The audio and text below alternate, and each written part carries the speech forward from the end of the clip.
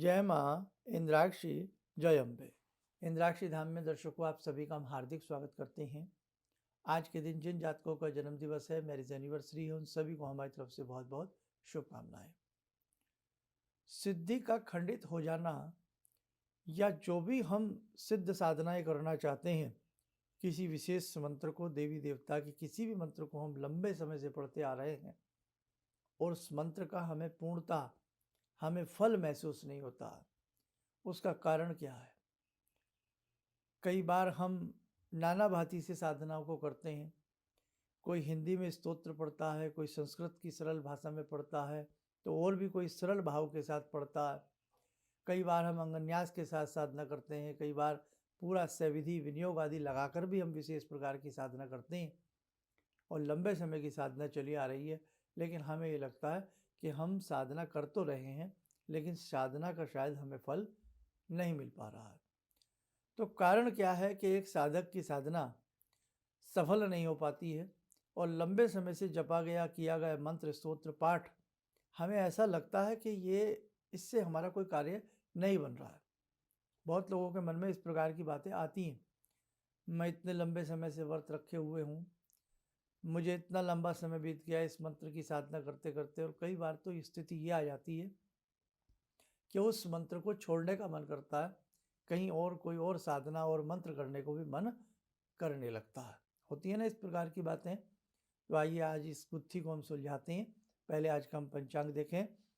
18 दिसंबर सन 2024, दिन बुधवार, संवत 2081, पौष मास, कृष्ण पक्ष, तिथि आज तृतीया है, नक्षत्र पुष्य है, राहु काल 12 से 1:30, दिशा सूल उत्तर पूर्व दिशा। अब सबसे पहली बात, तो आपने मंत्र लिया कहाँ से है? आपने मंत्र गुरु द्वारा लिया है, आपको गुरु प्रदत्त मंत्र है, या आपने किसी पुस्तक में पढ़ करके, कहीं भी पढ़ करके, या कहीं भी ऐसे ही सुन करके उस मंत्र की साधना प्रारंभ करी है। ये भी एक बहुत बड़ा भेद होता है। हम दैनिक जीवन में किसी भी मंत्र का पाठ कर सकते हैं, किसी प्रकार की कोई दिक्कत नहीं है। लेकिन यदि हम किसी विशेष विधि के लिए, किसी विशेष कार्य के लिए, या हम सकाम भावना के लिए, निष्काम भावना नहीं, निष्काम भावना तो बहुत कम साधक ऐसी भावना से साधना करते हैं कि कोई भगवान के प्रति उन्होंने कुछ नहीं मांगना है, बस अपनी साधना किए जा रहे हैं। तो भैया ऐसे तो बहुत कम है। लेकिन सकाम साधक हम ज़्यादा हैं, कि यानी कि हमें कुछ ना कुछ चाहिए, कोई हमारी मुराद पूरी हो, कोई कामना पूर्ण हो, कोई हमारा कार्य सिद्ध हो, हम बच्चों के लिए, विद्या के लिए, मकान के लिए, धन के लिए, मतलब कोई ना कोई कामना हमारी हो, तो हम ज़्यादातर उस प्रकार से साधनाएं ज़्यादा करते हैं अमूमन, अगर आप इस चीज़ को तोलें तो। अब वहाँ एक बात आती है कि एक तो हम अपने हित के लिए कोई साधना कर रहे हैं, नंबर एक बात। नंबर दो बात कि वो मंत्र हमने गुरुदेव से लिया है, गुरुजी से लिया है, या हमने मंत्र कहीं से भी पढ़ा, देखा, चटपटी सी बातें उसमें पढ़ ली कि ये हो जाए, वो हो जाए, और हम उसे करने लग गए। तो यहाँ भी एक कमी हो जाती है कि कोई गारंटी नहीं है जो मंत्र आप पढ़ रहे हैं वो मंत्र शुद्ध है। मंत्रों में अनेकों प्रकार के छिपे हुए भेद होते हैं। हाँ, बड़े बड़े भेद होते हैं मंत्रों में। कई बार हमने देखा एक मंत्र के ऊपर की बिंदी गायब है। न में नम, नम हो गया ना, नम, नम का अर्थ अलग हो गया, और विसर्ग यदि लग गए तो क्या बन गया? नमः, बन गया ना नमः। कितना फर्क आ गया? मैं, और बिंदी लगा दी मम, मम सकल कार्य सिद्धार्थम कुरु कुरु स्वाहा। मम सकल कार्य, मेरे समस्त कार्य। तो मैं की बिंदी यदि हटी हुई है और आप उसे मैं पढ़ रहे हैं, तो सबसे मेरा समझाने का भाव है बेटे, तो आपका मंत्र शुद्ध होना चाहिए। जब तक आपको इस बात का ना पता हो कि यह मंत्र पूर्ण रूप से कसौटी के ऊपर कसा हुआ, शुभ है, शुद्ध है, तब आप उसे पढ़ें। उसके अलावा भी कि किस प्रकार के अनेकों प्रकार के मंत्र हैं, स्त्रीलिंग वाले मंत्र हैं, पुल्लिंग वाले मंत्र हैं, बहुत सारे मंत्र हैं, समय लंबा लग जाएगा आपका। तो वहाँ ये भी देखा जाता है जब हम किसी सिद्धि को कर रहे हैं, किसी विशेष मंत्र को पढ़ रहे हैं, कि आपको किस प्रकार के मंत्र की आवश्यकता है। अब एक बात है, यदि गुरु दीक्षा लेकर के मंत्र पढ़ रहे हैं तो वहाँ कुछ भी देखने की आवश्यकता नहीं है। आपको जो गुरु मंत्र प्रदान करेगा वो अनुभव के आधार पर प्रदान करेगा। वो मंत्र गुरु ने किया हुआ है। कोई काम, अब कोई आपको, आपके बच्चों को मैथ्स पढ़ाता है, मैथ्स का टीचर है वो, साइंस का टीचर है वो, तो पहले उसने साइंस को पढ़ा है ना, डिग्री ली है ना उसमें, तभी तो वो पढ़ा रहा है। तो ऐसे ही गुरु जब किसी मंत्र को देते हैं तो गुरु के अनुभव सिद्ध वो मंत्र होते हैं जिनको वो आपको दीक्षा के रूप में प्रदान करते हैं। अब गुरु मंत्र लिया नहीं, गुरु दीक्षा ली नहीं, गुरु के प्रति भी आस्था ऐसे ही है, इधर उधर उधर उधर डामाडोल आस्था, मंत्र सिद्ध नहीं होगा, मंत्र शुद्ध नहीं होगा, सही उसकी आपका उच्चारण नहीं होगा। मंत्र को सही रूप में पढ़ें कैसे, उच्चारण गलत होगा, मंत्र की कोई मात्रा, कोई विसर्ग, कोई चीज़ छूट रही होगी तो मंत्र लाभ नहीं देगा। गुरु दीक्षा ले ली है, गुरु मंत्र पे भी विश्वास नहीं जम रहा है, पढ़ रहे हैं, मंत्र सिद्ध नहीं होगा। ये बात हुई। आगे बढ़े। अब एक तरीका ये है, सारी बातें एक तरफ रख दो, आपने कहीं से मंत्र ले लिया और ये भी आपने जान लिया ये मंत्र सही है, 50 जगह से आपने सुना है कि इस मंत्र को ऐसे ही पढ़ते हैं, मंत्र सही है, स्तोत्र सही है, 100% मेरा मंत्र सही है। अब मंत्र किस देवी देवता का है, उस देवी देवता का स्वरूप क्या है, उस देवी देवता का को भोग कौन सा प्रिय है, उस देवी देवताओं को कौन सा रंग प्रिय है। मिसाल के तौर पर बगलामुखी भगवती 10 महाविद्याओं में बगलामुखी हैं। अब उनका रंग प्रिय है पीत्र, पीले रंग का, तो अमूमन बगलामुखी के साधक पीले रंग के वस्त्र पहनेंगे, पीले रंग के भोग लगाएंगे, पीले रंग का ही आसन होगा, पीत रंगों से ही वो सारा कार्य प्रारंभ होगा। यहाँ तक कि जो माला है वो भी हल्दी की बनी होगी, पीली माला होगी। तो एक काम तो यहाँ हो गया। अब भगवती जगदम्बा के अनेकों स्वरूप हैं, बगलामुखी हैं, कमला हैं, बगला हैं, मातंगी हैं। ऐसे ही जो विचित्र बड़ी बड़ी धाराओं के मंत्र हैं, आगम निगम शास्त्रों में मंत्रों का भरपूर है। सावर मंत्र की सिद्धि कर रहे हैं तो सावर मंत्र की सिद्धि के लिए गुरु गोरखनाथ जी की आज्ञा हमें लेना ही पड़ेगा। और आप आज्ञा नहीं ले रहे हैं, आप मंत्र पढ़े जा रहे हैं, सावर मंत्र आपको सिद्ध नहीं होंगे। फिर ये सावर मंत्रों की है। अब इसके साथ साथ रंग भेद, आसन भेद, दिशा भेद। अब जैसे किस कार्य के लिए आप मंत्र पढ़ रहे हैं, सम्मोहन के लिए जब भी हम कोई मंत्र पढ़ते हैं तो हमें उत्तर की दिशा ली जाती है। हम भगवान के प्रसन्नता के लिए मंत्र पढ़ते हैं या किसी भी सकाम इच्छा के लिए मंत्र पढ़ते हैं तो पूर्व दिशा सर्वश्रेष्ठ है। दक्षिण दिशा में आपका मुख हो रहा है तो भी आपसे गलती हो रही है। लेकिन दक्षिण दिशा में भी कुछ विशेष मंत्र हैं जिनको पढ़ा जाता है, उच्चारण के मंत्र हैं, सम्मोहन के मंत्र हैं, कहना नहीं चाहिए, और बहुत सारे ऐसे कठोर तपस्याओं वाले मंत्र हैं। शत्रु को परास्त करने के लिए दक्षिण दिशा चुनी जाती है। वो सब अलग अलग, ये बातें बताएगा कौन, जहाँ से आप जुड़ेंगे, जिन गुरु जी से आप मंत्र ले रहे हैं वो बता। पुस्तक में तो मात्र मंत्र लिखा गया और एक आधी बात बताई और छोड़ दिया गया। ये बातें आ रही समझ में। अब एक बात तो ये हुई। अब इनके अलावा एक इन सबसे बड़ी बात, आपका आसन सही है, आपका मंत्र सही है, आपका दिन दिशा सही है, आप भोग फलार आपका सारा सही है। इस सब के बाद आती है आपकी भावना कैसी है। जाकी जैसी रही भावना, ताकियो मिलिया वैसा ही फल। आपकी भावना अच्छी नहीं है, आपके भाव अच्छे नहीं है, तो आपका लगाया गया भोग भगवान को स्वीकार नहीं है। आपका किया गया जप निष्फल जा रहा है, क्योंकि माला हाथ में है और ख्याल दुनिया भर का चल रहा है, कभी ये कभी वो, कभी इधर कभी उधर, भाव जग नहीं रहे हैं। मन में पता ही लगा कि माला कब पूरी हो गई, अरे एक माला हो गई, अच्छा चलो अब दूसरी कर लेते हैं। जब तक किसी मंत्र के प्रति आपकी भावना नहीं जगेगी, आप ध्यान रख लेना, आपका बाह्य कर्मकांड किसी काम का नहीं है। आप कितने ही षोडशोपचार करें, कितने ही पंचोपचार करें, कितना ही हृदयंगन्यास करें, वो सारी चीज़ें गौण हो जाएंगी अगर आपकी भावना अच्छी नहीं है। मंत्र साधना में एक बहुत बड़ी बात है कि गुरु के प्रति आगाध श्रद्धा, और जिस देव की साधना कर रहे हैं उसके प्रति आगाध श्रद्धा, यानी कि विशेष प्रकार की श्रद्धा, विश्वास और भावना। यदि ये चीज़ आपके पास है तो आप किसी भी मंत्र को पढ़ लेंगे, वो मंत्र आपको सिद्धि प्रदान करेगा ही करेगा। आज नहीं करेगा तो कल करेगा। आ रही बात समझ में? तो भावना का एक बहुत बड़ा खेल है। भावना आपकी जैसी बढ़िया रहेगी ना, भगवान आपसे प्रसन्न हो जाएंगे। सेकंड, आपके भगवान के प्रति चेष्टा कैसी है आपकी? कई बार बड़ा दुख मिलता है, उस दुख में हम साधना छोड़ देते हैं। साधना छोड़ दी, 10 दिन, 15 दिन, 20 दिन, फिर करने लग गए, छोड़ दी, फिर करने लग गए, त्वरित मंत्रों को बदलने लग गए। अरे ये तो बहुत अच्छा महाराज जी बता रहे हैं, कोई टेलीविज़न में बहुत अच्छा मंत्र बता रहे हैं, ये तो कह रहे हैं सुबह ही सोने की मुद्राएं आ जाएंगी। वो पिछला छोड़ दिया, अगला मंत्र कर लिया।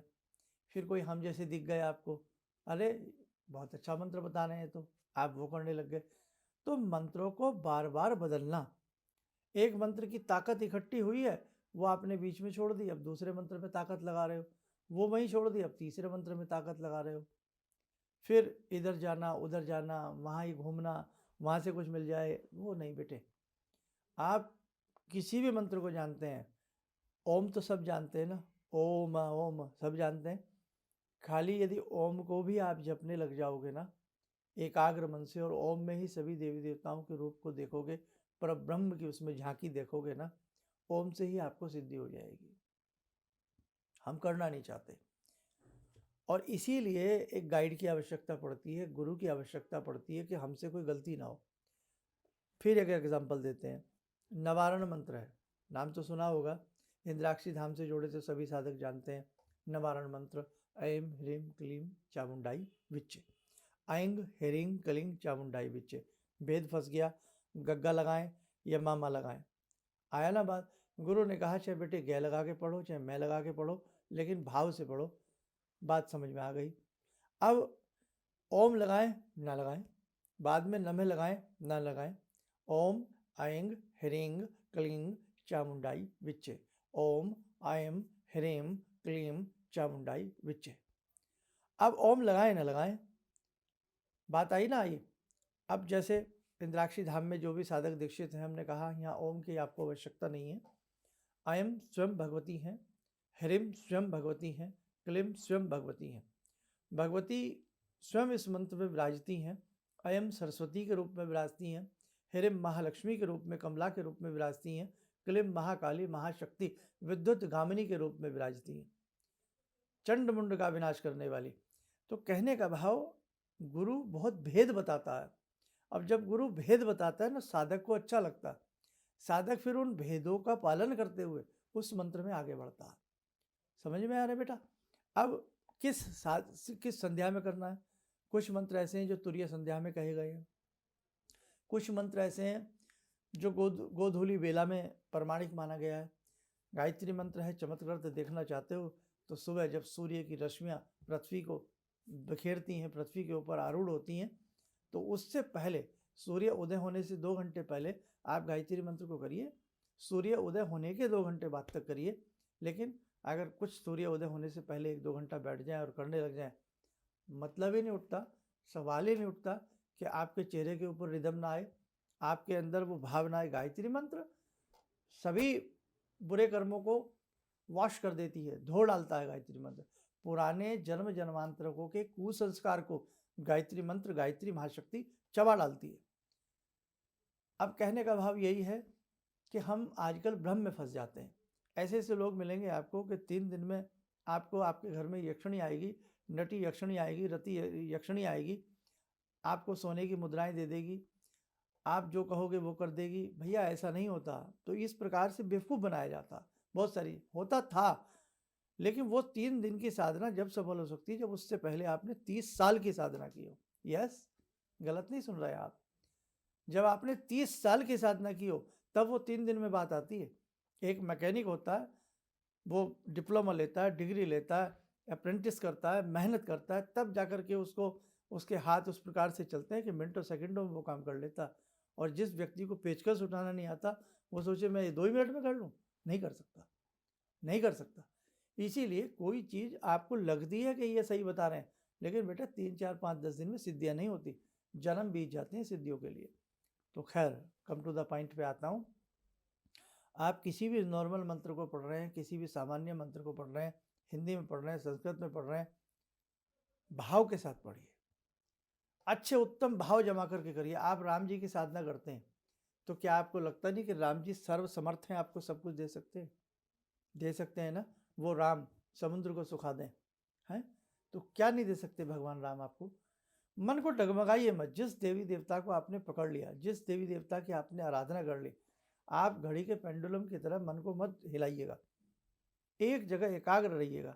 एकलव्य को देखिएगा, मना कर दिया दीक्षा देने के लिए, धनुर्विद्या सिखाने के लिए द्रोणाचार्य ने मना कर दिया, लेकिन एकलव्य का अड़िग विश्वास देखिएगा कि साहब अपने देव की मूर्ति बना करके उन्हीं को गुरु साक्षात समझ करके धनुर्विद्या में माहिर हो गए।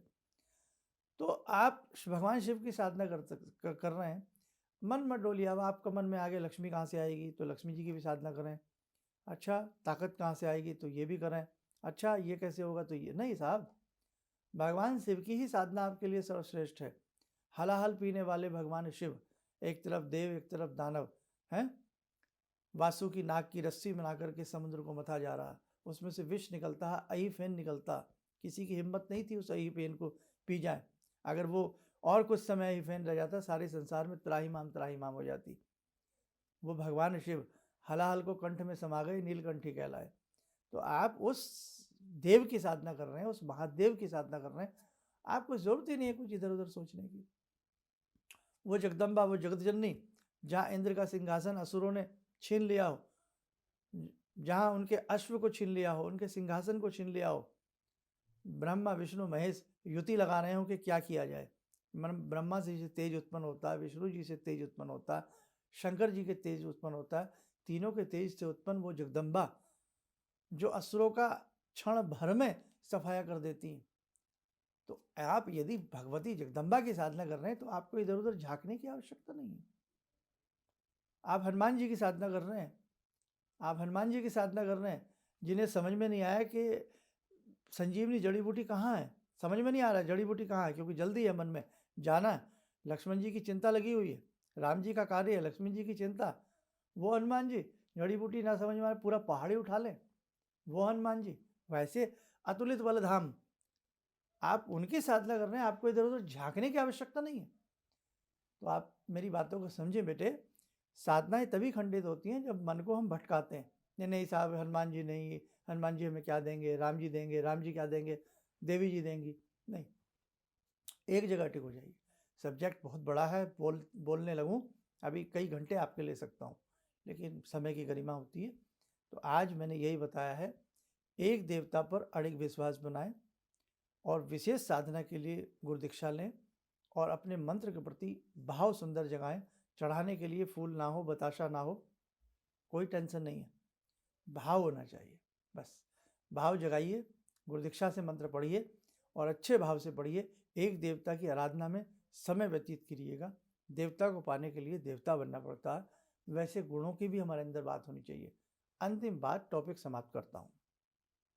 अंतिम बात, सबसे बड़ी बात, माला की 8-8 घंटे, हूँ घूँ खूब की 8-8 घंटे माला कर रहे हैं साहब, पूरी रात्रि चौकड़ी जम रही है, मन में दया नहीं, मन में निष्ठुरता है। हमारे घर में हमारी बहू तंग हो रही है साहब, हमारे घर में हमारे बच्चे तंग हो रहे हैं साहब, हमारे सामने पशु पानी से भूख से तड़फ के बिलबिला करके मर रहे हैं, और हम अपना माला घुमा घुमा के खुश हो रहे हैं। आज तो 18 माला की, आज 27 की, आज रात बैठे, आज दिन बैठे। नहीं, बात नहीं बनने वाली। आपके मन में जब तक दया भाव नहीं जगेगा, आप कंकर में शंकर नहीं देखेंगे। आपको लगेगा जैसी भूख मुझे लगती है वैसी भूख इस जीव को भी लगती है। आप सोचेंगे जैसी उंगली कट जाने पर मुझे दर्द होता, वैसा ही मैं गाड़ी चला रहा हूँ और इस कुत्ते के ऊपर चढ़ जाए, कहीं चढ़ जाए, इसको भी दर्द होता। इसके भी शरीर है, इसके अंदर भी मांस है, इसके अंदर भी रुधिर है, ब्लड है, इसके अंदर भी जीव है, इसके अंदर भी परमात्मा है। जब तक आप सभी के अंदर परमात्मा की झांकी को नहीं देखोगे ना, और अपना और पराये का भेद खत्म नहीं होगा, आप 18,000 माला रोज कर लेना, नको, कुछ नहीं होगा। ये भी ध्यान रखना है। आप क्या समझ रहे हैं कि साधना केवल एक चीज से सिद्ध हो जाती है? बहुत सारे नियम है जनाब, जब जाकर के साधना अपना रंग लाती है। एक बीज को बोने के लिए गुड़ाई, निराई, रोपाई, पानी, खाद, बीज, कीट, हजारों व्यवस्था करनी पड़ती है। इसीलिए ध्यान रखना, एक साधना को पाने के लिए साहब बरस लगते हैं, बहुत मेहनत लगती है।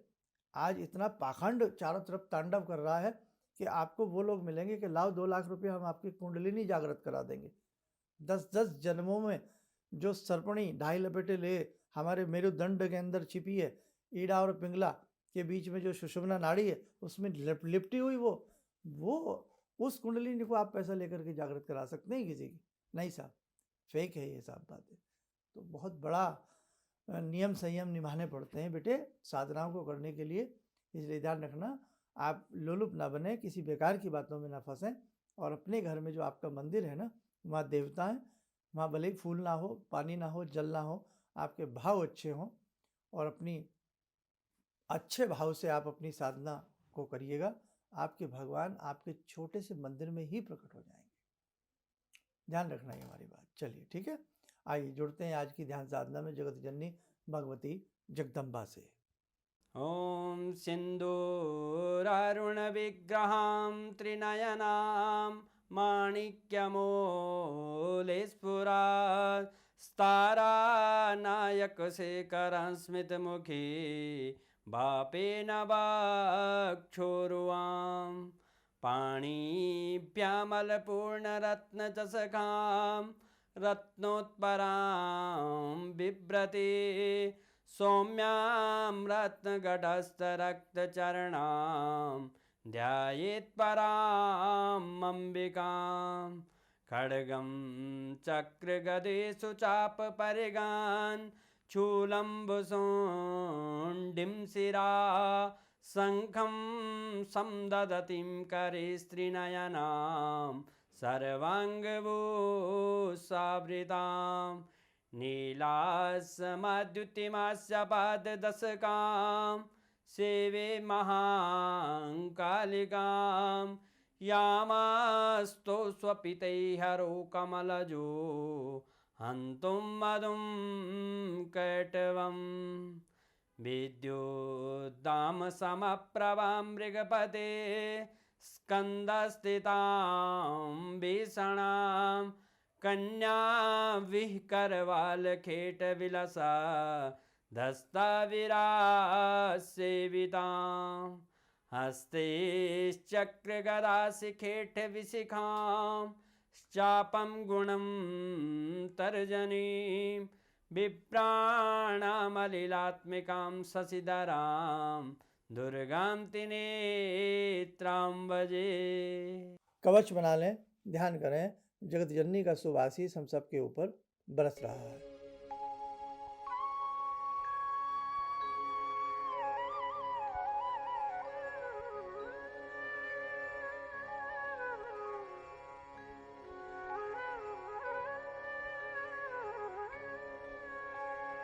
ओम बोलते हुए नेत्र खोलें, सामान्य हो जाए। आगामी समय में संस्थान की तरफ से कुछ विशेष साधनाएं आपको हम अनुभव वाली साधनाएं देने वाले हैं, और यदि आप लोग उन साधनाओं को करते हैं, हृदय से करते हैं, आपको लाभ मिलेगा।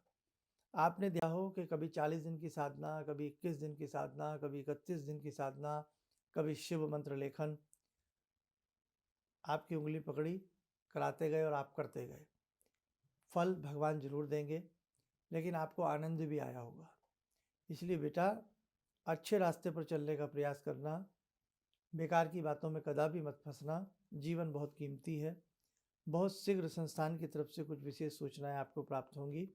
और एक संदेश और दे दें, हो सकता है ये वीडियो हमारी, भाई कोई भी यूट्यूब पे वीडियो डाल दी जाती है तो वो तो पड़ी रहती है, लंबे समय तक देखी जाती है।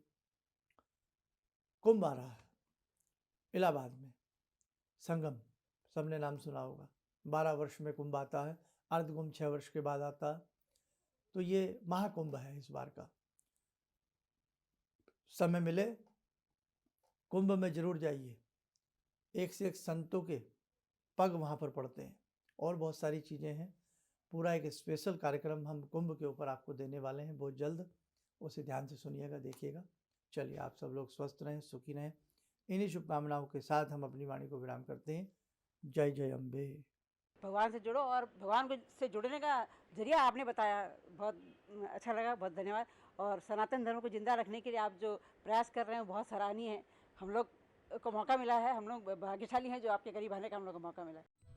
किसी भी समस्या के समाधान के लिए मिले प्रसिद्ध हस्तरेखा एवं वास्तु विशेषज्ञ प्रोफेसर धर्मेंद्र शर्मा जी से। नोट: शिविर में भाग लेने हेतु एवं व्यक्तिगत रूप से मिलने के लिए कॉल करने का समय सुबह 10 बजे से शाम 6 बजे तक। हमारे विभिन्न ज्ञानवर्धक कार्यक्रम देखने के लिए आप हमें अभी सब्सक्राइब करें, बेल आइकन को प्रेस करें ताकि आप देख सकें हमारा कार्यक्रम सबसे पहले। और अधिक जानकारी के लिए फेसबुक पेज को लाइक करना न भूलें।